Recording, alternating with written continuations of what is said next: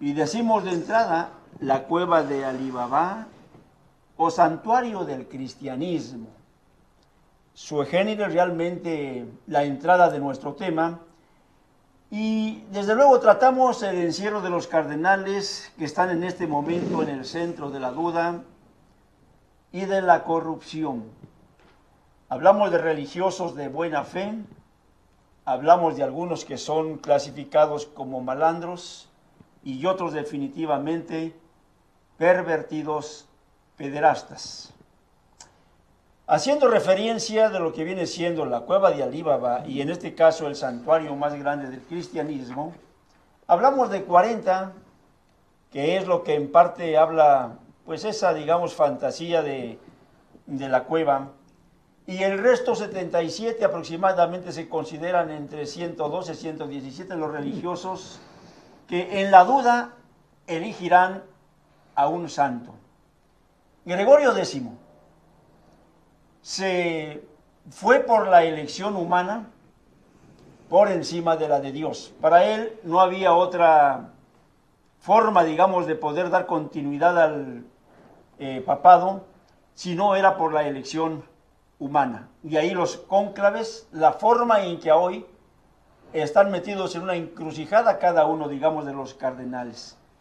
Hablamos de un origen de lucha y de poder, de corrupción, en donde las cuestiones sexuales ya están aflorando y se habla apenas de la punta del iceberg, porque todo lo que viene atrás realmente es escandaloso. Y ahí, que en este caso Benedicto XVI haya puesto un candado a los documentos que quiere entregarle al Papa que vaya a quedar, digamos, en la sucesión, y no quiso compartirlo con los cardenales que lo están exigiendo para saber de qué se trata y de alguna forma tomar soluciones antes de la elección. Pero así se manejan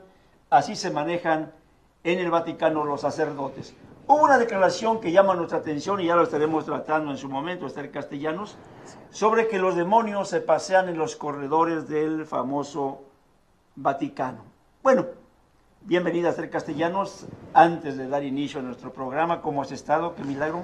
Muy bien, muchísimas gracias por estar una vez más invitada en este programa y pues enviando también un afectuoso saludo a todo el público que nos hace favor de una vez más estar sintonizados y también en contacto con nosotros. Bueno, vamos a dar entrada a lo que viene siendo este editorial y voy a compartir contigo en algunas preguntas. Desde luego, Esther Castellanos es nuestra joven historiadora, una mujer con mucha experiencia, empapada ya de lo que viene siendo el tema religioso, sobre todo el catolicismo. El editorial y su encabezado pudiera clasificarse como una sátira o fruto de la inadversión de quien no profesa el credo, de una consigna de mala fe, u otros sentimientos encontrados en la intolerancia religiosa que arremete sin sentido común y veracidad. Estamos hablando pues contra un credo milenario que sigue de alguna forma exhibiéndose en la pasarela pública, no solo por sus desaciertos teológico-doctrinales, sino por el lastre de corrupción que históricamente viene arrastrando. Pero no es así, porque iríamos en contra de la ética y el respeto, definitivamente que merecen todos los credos, y sobre todo una sociedad noble como la nuestra. Pero de no hacerlo, de no hablar estos temas, caeríamos en la complicidad, el disimulo y el periodismo convencional comprometido y amordazado, el que solo trabaja en la superficialidad, reiterando el origen del color del calzado donde se hizo. Se habló mucho que en León, Guanajuato, que de ahí eran los artesanos que fabricaron los zapatos rojos que va a utilizar, digamos, en el retiro Benedicto XVI, la túnica que utilizará, lo que va a comer, lo que va a tomar, lo que va a leer en su retiro, digamos, del hombre que renunció por la corrupción y la perversión sexual que en su momento le rebasó.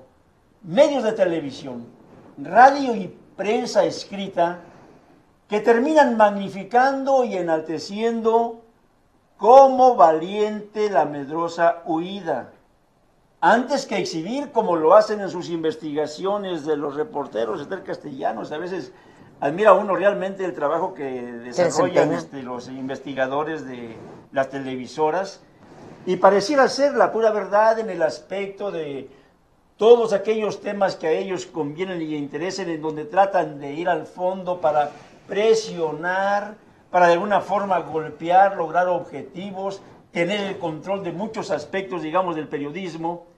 Pero resulta que en casos tan importantes como viene siendo la religión, Esther Castellano, y en este caso un cónclave, donde creo que debería haber mucho mayor interés en los reporteros, quisiera ver a Joaquín López Dóriga en el Vaticano, con todo su equipo de investigadores por ahí cuestionando a los cardenales, a ver, ¿y tú, pues, qué comes, qué vistes, cuáles son tus preferencias sexuales, cuál es la situación que estás?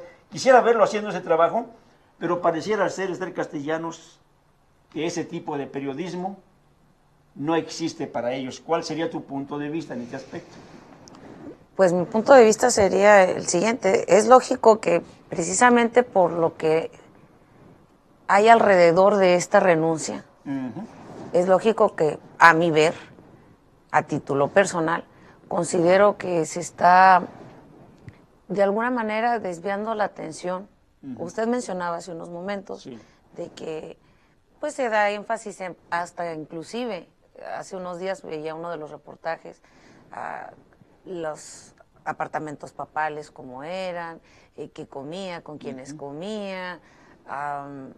Ahora que se haya elegido el nuevo papa, ya tienen 3 túnicas blancas para ver, bueno, la vestimenta propia para cuando son declarados papas y salen fuera, para que la gente los aclame. Y inclusive los zapatos, vamos viendo, se está dando más énfasis a lo que viene siendo el protocolo. Así es. Que en parte pues es lo superficial, y parece que los seres humanos vivimos de lo superficial. Y eso es parte del show. Pero es parte del show. O sea, es más eso desviando la atención a otros problemas serios que se están presentando, ¿no? Y que se están presentando en este momento.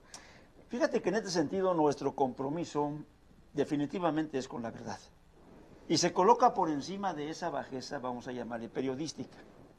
De ahí que hablando, digamos, de malosos, ladrones, extraviados sexuales, incluimos, digamos, en este tema lo que fue la cueva de Alí Baba, como un punto de referencia de la ficción árabe, en donde un leñador descubre las palabras mágicas de Abre Sésamo para entrar en la cueva secreta, en donde escondían el fruto de sus fechorías 40 ladrones. Simplemente una paradoja en la redacción de este texto, el que pues en su realidad se queda muy corto, ¿no? Con comparándolo con la entrada histórica que hacen para su cónclave, pues los 612, 17 cardenales, que a final de cuentas serán los que van a aprobar o desaprobar, digamos, dentro de esa cueva, al que va, digamos, en su momento a representarles, pues había utilizado un término un poco fuerte, ¿no? Una mafia de la fe.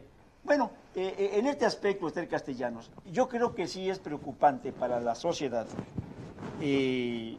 sobre todo en México, en donde este tipo de problemas están, digamos, de alguna manera calando muy hondo, porque de por medio hay un cardenal que era papable en la anterior, digamos, elección, hoy volvía, digamos, a presentarse como papable, pero de alguna forma está siendo, digamos, orillado a tener que quedar fuera por todas las acusaciones que ha venido arrastrando durante su administración. ¿Cuál sería en este caso tu opinión? Pues de hecho no es el único, de entre los papables, no es el único que está en medio de esta controversia, porque inclusive uno de los que está, parece era el de Escocia, el que decían, el único representante que puede estar de Escocia, que puede estar en el cónclave, y no va a poder estar precisamente por ciertos comportamientos que tuvo y otras acusaciones que tiene. Lo obligaron a renunciar antes Entonces, de llegar, sí. Antes de que otra cosa pase, pues están tratando de quitar. Entonces, en el caso del arzobispo primado de México, hay precisamente en el mes de febrero, en proceso de la edición en Jalisco, dice, ¿verdad?, que hablando con alguno de los sacerdotes, algún clérigo, preguntaba, pues en México hay 3 que van a estar dentro del cónclave, me parece. Y dice, ¿tenemos alguna oportunidad? Dice, pues la realidad es que están quemados. Y digo, bien quemados. Lo digo quizás sea muy... El rescatable, hablando un poco con honestidad, porque es poco lo que desde luego de él se conoce en el aspecto de las malas amistades, digamos en el caso de Juanito Íñiguez, pues sabemos, digamos, la relación estrecha que tuvo con todos, digamos, los casineros, los jefes, digamos, de los casinos, los trabajos que hizo en su momento respaldándolos en Cuba, andando con ellos, haciendo inversiones. Estamos hablando de una situación realmente lamentable para un cardenal. El otro, por la pederastia. Y en el caso, por ejemplo, del que está ahorita en Jalisco, pues como que hay cierta reserva todavía, ¿no? Porque es menos, vamos a decir, es menos conocido. Los otros, como tienen mayor trayectoria, pues lógico que mayor trayectoria, mayor ha sido el tiempo y han cometido muchísimos errores.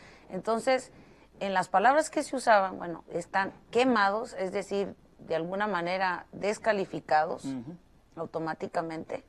Y pues no nada más él, ¿verdad? Por ahí salía otra lista de los que... En su momento vamos a darla a conocer, ¿no? Pero que nos hace pensar, mire, sin salirnos del tema, pero si me permite, hay un libro que salió precisamente hace 8 años, en el 2005, que lo escribió Andrea Tornelli. Él es un periodista vaticanista, así es que no va a hablar en contra del papado. Pero aparece en el libro, se llama Benedicto XVI, el custodio de la fe.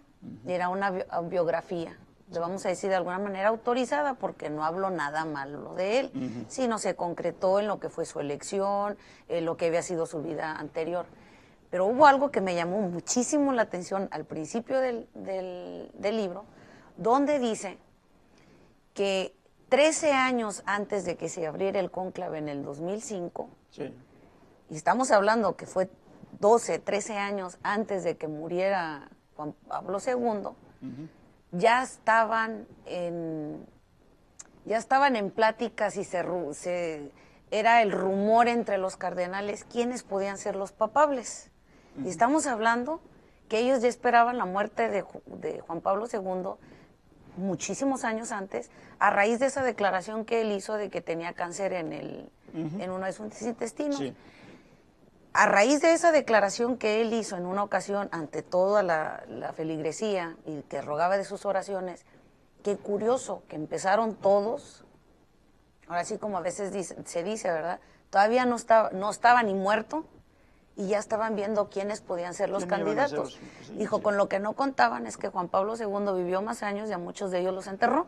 Hablamos 12 años casi. Sí, pues 12 años. Fíjate. Y entonces, a lo que voy, y ya había quienes en este momento, y entre lo que se rumoraba tenían que decir, dijeron, no solamente quiénes podían ser, sino las características que tenía que tener. Un papa que no fuera tan joven y que fuera un papado de transición de 7 a 8 años. Calculaban más o menos. De 7 a 8 años tenía que ser lo que durara, y qué curioso que eso es lo que está durando, o lo que duró más bien. Hicieron durar. Lo que duró Benedicto XVI. Para todos nuestros televidentes, radioescuchas, lectores, no se puede ir por la vida saturados de ignorancia religiosa, hablamos de dudas, de disimulos, de engaños, cautivos de alguna forma por un credo que nos heredó de generación en generación, al grado de la irracional subyugación. Por ello, los últimos acontecimientos de cobardía, corrupción, abusos de poder e inmoralidad, entre otras perversidades, nos obligan, estimado televidente, a reflexionar con mucha seriedad sobre la desgracia que pesará en nuestras conciencias y seguirá de alguna forma desgraciando la vida de nuestros hijos por el disimulo y la complicidad y el silencio de Ratzinger, quien antes de partir hablaba ya de que un misterioso demonio andaba rondando ya, digamos, al Vaticano. Según su declaración, dice él, por cierto, una pesada, vamos a decir, de declaración, que pronunció tras despojarse del anillo que pues enaltece su figura. Un demonio dice que tiene nombres y apellidos, fíjate, que no se esconderán en los documentos que escondió a los que les puso candado, ¿no? Dice, un demonio dice que tiene nombres y que tiene apellidos, y que dejó en más de 300 páginas que narran el problema político de la homosexualidad, el abuso de menores, entre otras felonías, lo que al final pues, le desgastaron y le arrastraron a dimitir, ensuciando la institución y aniquilando la poca credibilidad que sobre de ellos queda. Remontándonos a ese pasado medieval, al oscurantismo colonial, a esa disolución y perversión sexual del presente, se habla de nombres y apellidos que allí están en los documentos secretos del mayordomo y otros que están manejando en la prensa italiana. Delicado, Esther Castellanos, el punto. Pues delicado, pero no es extraño. Hace algunos meses salió, ya tiene un tiempo. Sí. Simplemente con ver, recuerdo hace un tiempo que tenía la oportunidad de ver un video en YouTube donde están recibiendo está un cuerpo considerable de cardenales ahí, y todos saludan al ministro, al político que estaba ahí, y sin embargo cuando él se acerca a saludarles, se hacen ahora sí como decimos comúnmente, ¿no? Como que los muertitos le hablaban, porque al extender la mano, le hacían, se volteaban, lo dejaban ahí hablando, y digo, de todos los 13, 15 cardenales que estaban ahí en ese momento, y hacerle ese tipo de grosería. De desdén, ¿no? No, de desdén y de grosería, sí. Porque por lo menos por respeto a la investidura, digo, yo no comparto el credo católico, pero por lo menos por respeto a la investidura, por respeto a quien era y que es su jefe y que fue puesto precisamente por ellos, y vemos el desprecio abierto. Así fue. Hacia él. Entonces, pues sí tiene nombres y apellidos. Porque... Fíjate, otro que declaró, y esto llama la atención porque hay una referencia muy interesante que hizo, y me gustaría un poquito así la abordáramos también de pasada. El exorcista Gabriel Amor, de la diócesis precisamente de Roma, imputó también que el demonio, dice, en los actuales escándalos agitan al Vaticano. Fueron las palabras de este mentado exorcista. Y dice, tenemos cardenales que no creen en Cristo. Ojo, estimado televidente, esto es muy importante. Lo está diciendo uno de los principales, pues de ahí, de esa parte de Roma, exorcista, y dice él, cardenales que no creen en Cristo, por un lado. Obispos comprometidos con el demonio.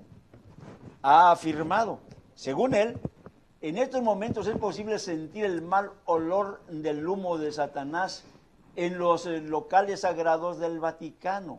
Amor aseguró estar convencido que Satanás odia al Papa Benedicto XVI y lo ataca a través de obispos y cardenales. Y yo creo que aquí es interesante, Esther Castellanos.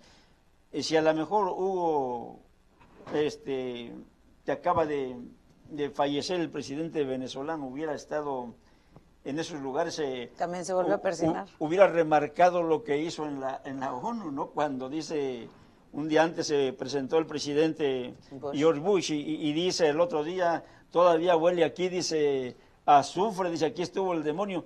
Imagínate si hubiera llegado a aquellos lugares, quién sabe, ¿no? Estamos hablando de algo muy serio, pero hay algo que llama mi atención, Esther. Dice este personaje, Amor, que muchos cardenales no creen en Cristo. Yo me preguntaría, y es la pregunta que te voy a hacer a ti, porque haciendo una reflexión muy seria, fría, sobre qué cardenal cree en Cristo, yo pienso que ninguno, Esther Castellanos, porque desde el momento en que no se supo evaluar, que no se supo respetar, que no se supo tener como una prioridad la doctrina cristiana, hablamos la esencia de la doctrina cristiana, Desde el momento en que se empezó de alguna manera, digamos, a transformar, a cambiar por medio de dogmatismos y leyes que a ellos les convenían en cuanto a intereses económicos y que hacen a un lado la doctrina cristiana de Castellanos, pues yo creo que no nada más hay quienes no puedan creer, sino toda la bola, ¿no? Pues vamos. ¿Cuál sería tu opinión con relación a ello? Bueno, vamos un poquito analizando. ¿Sí? Dicen el que porque hay algunos que estando en ese lugar no creen en Jesús. Sí. El creer tiene muchas manifestaciones. Definitivo. ¿Verdad? Y una de las formas de creer pues es precisamente sujetarse. Creo que en eso va dirigido a su pregunta. Así es, exactamente. Sujetarse a lo que enseña la doctrina de Cristo. Lo que establece Cristo. O lo que estableció Cristo en Así su es. momento. Entonces, si vemos que lo que estableció Cristo es muy diferente a lo que predican y practican, pues ya es ahí para que pensemos un poquito, ¿verdad? Definitivo, sí. Quizás de labios y digan que le creen, es más, hasta ahí en los crucifijos que traigan, sendos crucifijos que traigan ahí colgados, pues aparentemente van a decir uno, pues sí lo hacen, pero en la práctica dista mucho. La doctrina ha sido transformada porque totalmente. Desde hace siglos lo dijo precisamente el cuerpo de cardenales a un papa, por allá por los años de 1550, 55. Le decían, es que miren, hablando tocante a la lectura de la Biblia, decían, mire, si permites la lectura, le aconsejaban a este papa, si la permite se van a dar cuenta, en la lengua vernácula, se van a dar cuenta de que a menudo dista, a menudo no solamente es distinta, sino inclusive contraria la enseñanza cristiana, es decir, lo que estaba ahí en la Biblia y lo que ellos hacían y practicaban. Entonces, pues no va tan errado, para mi ver, no va tan errado en decir, bueno, pues ahí está el demonio. Pues basta en obispos, nada. dice él. Cardenales, y es hablando cardenales. en los jefes, en los maestros, en los que deben de ser los dirigentes. Bueno, sus frutos lo manifiestan. No necesitan decir, no creo en Cristo, o hacer una comparación, ¿no?, de la o enseñanza. decir como a veces se cree, ¿no?, que el anticristo va a ser aquella cosa que va completamente a decir, no crean en Jesús, no le sigan. La mentira tiene muchas caras. Muchas formas. Muchas formas. Así es. Entonces, ¿qué se puede esperar si estamos viendo que donde debe de medrar una elección, simplemente como es en el caso de una elección, la misma enciclopedia católica lo dice, que la elección de un papa no tiene que ver con los decretos divinos, sino tiene que ver con otras cosas. Definitivo. Bajo este tenor, fíjate, analistas, y esto quisiera también mencionarlo, hablamos de expertos en la materia religiosa como pues lo es Bernardo Barranco, realmente un católico muy comprometido con su fe. Tengo el honor de haber dialogado alguna ocasión con él, haber desayunado, haber compartido alimentos y ideas también, de alguna forma, y estuvimos compartiendo ideas. Y es un hombre realmente en que es reacio, es directo cuando aborda, digamos, los temas, aún como católico, en los que no está él de acuerdo por los errores que vienen cometiendo de alguna forma, digamos, la alta cúpula religiosa. Y Barranco dice, están señalando, dice, una historia que se repite en todos los tiempos, específicamente, dice, en el cónclave que está por iniciar, decía él, los cardenales, frente a un clima de presiones, de recelos, de vergüenza y humillación, reiterando el desastre de proporciones, dice él, estrepitosas, que ya enfrenta la Iglesia Católica Romana. Cuando hace referencia a este tipo de problemas, y como él, muchos otros periodistas ven un fondo todavía que va mucho más allá, nos encontramos con la situación del SNAP, quien hace la publicación, vamos a decir, de 12 cardenales que tienen que salir fuera, lo que tú me mencionabas, fuera de cámaras. Según la asociación, los cardenales que no deben ser elegidos para papa son el mexicano Norberto Rivera. Bueno, hay que añadir a esto, ¿no? Sí. Que él la asociación de SNAP es una no lucrativa, así está aquí en los Estados Unidos, y es precisamente una asociación que está formada por víctimas y defensores. ¿Cómo fuerza en este caso? Pero en este caso, pienso que es necesario Sí, mencionarlo adelante, sí. porque son quienes defienden víctimas, Así es. víctimas de abusos Abuso en todas sexuales las... hechos por clérigos católicos, Así en es. su mayoría. Entonces, ellos son formados por víctimas y por defensores de esas víctimas. Sí. Entonces, hace unos días ellos sacaban esta lista, le llamaban de la docena sucia, Sí. entre los que curiosamente cuando yo miraba la lista me daba cuenta que estaba uno de los papales de Latinoamérica, no en este cónclave, en el otro cónclave, en el anterior.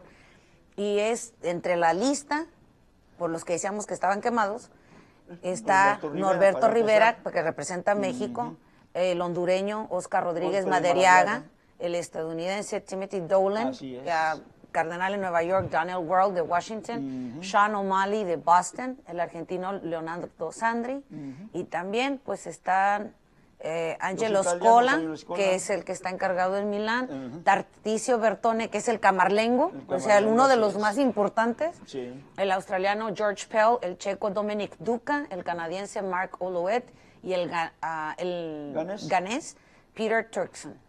Hablamos de Moreno, que es uno de los que están... Uno de los que se dice ser, que si saliera, que si sale, se acabó de acuerdo a las... Por cierto, les voy a invitar, estimados televidentes, esta semana, búsquenos en Rubén Aguilera Martínez en Facebook. Estaremos publicando el editorial relacionado precisamente a lo que viene siendo una de las profecías que están tomando fuerza en este momento a causa de lo que se dijo. Nostradamus hace algún tiempo. Más bien y va a ser interesante. A la profecía a la que se refieren, si saliera él elegido, viene siendo la profecía del profeta. El Papa Negro. Malaquías. En el libro de Malaquías, que no es un libro que está dentro de los 66, es un libro apócrifo, y ahí es donde dice que vendría el fin. Efectivamente. Para ellos, es el último Papa. Y ya lo estaremos de alguna forma exponiendo. En los antecedentes históricos fue el Papa León quien dio continuidad a lo que ya se había establecido, preferenciando la elección humana por encima de la de Dios. Es lamentable esta realidad, pero es importante desde luego llamar las cosas por su nombre ante dos fenómenos que se dan en este cónclave. La inconformidad de miles de familias afectadas y despreciadas por la alta cúpula religiosa, y en el mismo sentido la desconfianza que corre por las redes sociales sobre los responsables de una elección que fue impuesta en el siglo XIII, cuando tras la muerte del Papa Clemente IV, los cardenales dejaron vacante en la sede durante más de 2 años. Esta medida fue elevada a ley por Gregorio X en el Segundo Concilio de León en 1274. Con anterioridad a la elección del pontífice romano, pasó por diversas vicisitudes, por la ambición política. Esto es interesante, estimado televidente, porque no hay nada nuevo, sino simplemente se vuelven a repetir las historias en cada cónclave. Desde esas épocas ya venían las ambiciones políticas, las económicas y las de placer carnal, dejando una crisis realmente que dejaba entrever el abandono de Dios. Esta es la importancia en donde la invitación que hacemos a ver con frialdad el tema, es que la realidad allí está. Muchas veces no la queremos ver porque nuestros padres nos lograron convencer o nos obligaron por temor al petate del muerto, la excomunión, la satanización, a que no tocáramos ninguno de estos puntos. Pero este problema político, sexual, económico, se viene arrastrando desde siglos atrás. Y yo creo que en estos del Castellanos hay puntos de referencia importantes.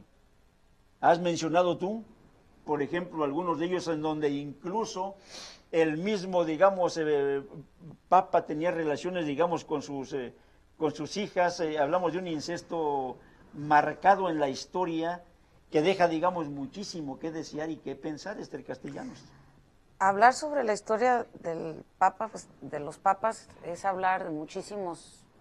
Estamos hablando que ha habido más de 200. Sí, así es. Imaginémonos todo lo que se puede a través de, en lo que dicen ellos, que llevan más de 1000 años en donde hay esa continuidad. Sí. Es muchísimo. Y es también ver esta historia donde los errores humanos, los pecados humanos, los pecados de ellos se han manifestado. ¿Quién a veces al ver la historia de los papas en la Edad Media, pues está al principio, si vemos el principio, pues no tienen no hay un archivo fiable que hable sobre el verdadero origen de los papas. No, tienen que ver muchos siglos, tuvieron que pasar muchísimos siglos, porque no hay datos suficientes sobre los primeros papas. Si nos vamos a la Edad Media, nos damos cuenta de que muchas de estas elecciones se dieron fueron a base de intereses, de compras, de ventas del papado. Los del Renacimiento tampoco se escapan. Creo que el que al que quiere hacer mención es a